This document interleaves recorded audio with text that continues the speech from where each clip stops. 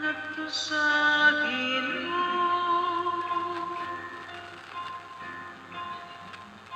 uban sa kasadyan. Singgit kamo nga walipayo ngadto sa Dios kamong tanan diha sa yuta. Awiting pagday ang himaya sa iyang ngalan. Isang yawang iyang maymaya kadaykanan.